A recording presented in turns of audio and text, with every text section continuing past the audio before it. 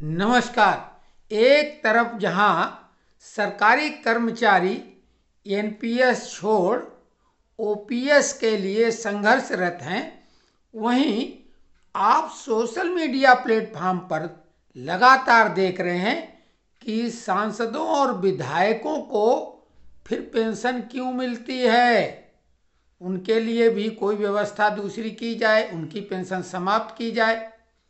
पंजाब के मुख्यमंत्री भगवंत मान अपने एक फैसले से सोशल मीडिया प्लेटफॉर्म पर वाहवाही लूट रहे हैं और ये उनका हथकंडा है, क्योंकि जितनी लूट आपने मचाई है, आपका पाप इतना बड़ा है कि कोई भी काम उनका बिना भ्रष्टाचार के नहीं होता है, चाहे वो दिल्ली सरकार हो और चाहे पंजाब।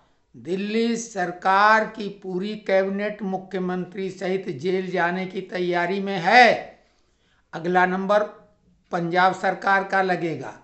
तो उन्होंने क्या किया, एक आदेश जारी किया और उस आदेश में ये बताया गया, उन्होंने विधानसभा में बहुमत है उनका जबरदस्त, तो उन्होंने वहाँ प्रस्ताव पारित कराया और बाद में प्रसारित इस तरह से किया गया कि पहले जितनी बार विधायक बनता था उतनी बार वो पेंशन लेता था। अगर एक विधायक 2 बार बना तो दुगनी पेंशन, 3 बार 3 गुनी, 4 गुनी, 5 गुनी, 8 गुनी वगैरह वगैरह।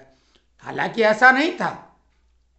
नियम ये था कि प्रति वर्ष के हिसाब से 2,000 रुपये विधायक रहने पर पहले टर्म में उसको पूरी पेंशन, उसके बाद उसको प्रति वर्ष के हिसाब से जितने वर्ष विधायक रहेगा, मतलब पूरा 5 साल तो कई बार नहीं विधायक रहते हैं, तो प्रति वर्ष के हिसाब से 2,000, और अगर पूरा टेन्योर 5 साल का किया तो 10,000 वो एक्स्ट्रा जुड़ते जाते थे। लेकिन उन्होंने एक पेंशन की व्यवस्था कर दी है। हालांकि एक विधायक अपने कार्यकाल में इधर उधर से कितना कमा लेता होगा ये आम पब्लिक से छुपा हुआ नहीं है, और ये केवल कोरी वाहवाही लेने का तरीका है आम आदमी पार्टी का। और भगवंत मान और केजरीवाल को हम बताना चाहेंगे कि वो जो ये मॉडल प्रस्तुत कर रहे हैं तो उन्हें जरा गुजरात के बारे में भी जान लेना चाहिए, और सोशल मीडिया पर मुहिम चलाने वाले लोग भी जान लें मोदी के गुजरात को, जहां विधायकों को कोई पेंशन नहीं मिलती, 1 रुपया भी नहीं।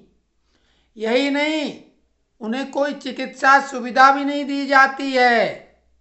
जब वो विधायकी उनकी चली जाती है, यानी उनका टेन्योर खत्म हो जाता है, उसके बाद उन्हें कोई सुविधा नहीं मिलती है।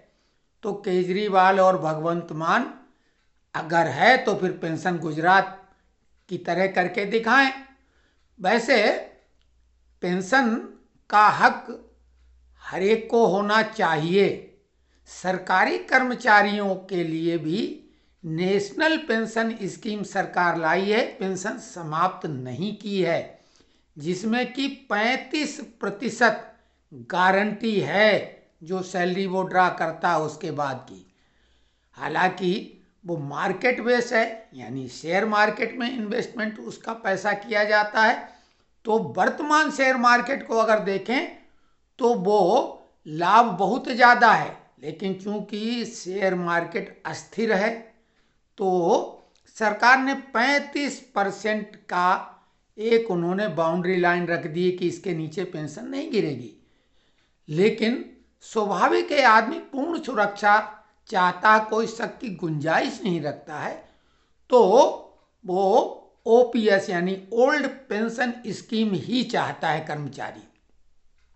एनपीएस को लोग न्यू पेंशन स्कीम बोलते हैं, जबकि उसका नाम है नेशनल पेंशन स्कीम। और ये स्कीम अगर कोई कर्मचारी नहीं भी है तो भी वो उसमें शामिल हो सकता है अपना कंट्रीब्यूशन देके। तो पेंशन तो अब किसानों के लिए भी, छोटे दुकानदारों के लिए भी, और ये वृद्ध महिलाओं के लिए, तमाम लोगों को सामाजिक सुरक्षा का ये एक तरीका है पेंशन।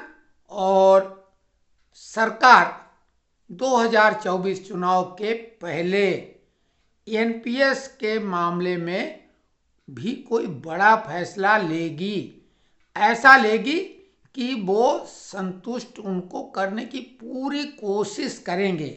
हालांकि श्रमिक नेता और विपक्ष कभी संतुष्ट हो ही नहीं सकता। हो ही नहीं सकता का मतलब ये है कि हम जब कर्मचारी लोगों का प्रतिनिधित्व करते थे तब भी हमने हमेशा यही कहा, हमें अपने कर्तव्यों का भी पालन करना चाहिए। सरकारी डिपार्टमेंट का हाल क्या है? क्या सरकारी स्कूलों में अपने बच्चों को कोई भी सक्षम आदमी पढ़ाना चाहता है क्या? प्राइमरी स्कूलों की बात हम कर रहे हैं विशेषकर, क्योंकि नींव वही है। सरकारी अस्पतालों में क्या आप इलाज करवाना चाहेंगे? तो इसी तरीके से, यही नहीं, जो सरकार के द्वारा निर्मित पीडब्ल्यूडी के द्वारा रोड हैं, सड़कें, उनका भी क्या हाल है? बात उनकी नहीं जिनमें टोल नाका लगता है, जो फ्री हैं उन सड़कों का क्या हाल होता है? तो सरकारी कर्मचारी भी अपने कर्तव्यों का पालन करके पहले जनता के प्रति अपनी जवाबदेही पूरी करें। स्वाभाविक है, ऐसा तो है नहीं कि पेंशन नहीं है, लेकिन एक तरफा बात करना भी ठीक नहीं है। अच्छे से काम करें, अपनी व्यवस्था देखें, और केवल अधिकारों की बात नहीं की जा सकती। संविधान में भी अब कर्तव्य शामिल किए गए हैं। हालांकि हम ओपीएस की लड़ाई को बिल्कुल जायज मानते हैं, क्योंकि सरकार की जो भी ये योजनाएं हैं, आदमी अगर अपने को असुरक्षित महसूस कर रहा है तो कहीं ना कहीं उनको आप संतुष्ट करें। अगर एनपीएस ज़्यादा लुभावनी आप बना सकते हैं इस तरह, और दोनों को ऑप्शन दें, अगर कर्मचारी एनपीएस को ऑप्ट करे तो ये आपकी जीत है, और नहीं तो वो ओपीएस उसको मिलना चाहिए।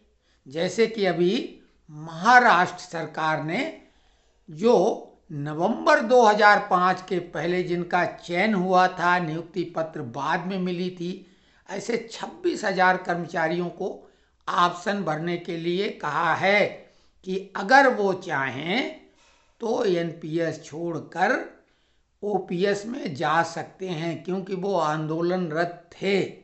महाराष्ट्र में नवंबर 2005 से ये योजना एनपीएस की आई है, ओपीएस बंद करके।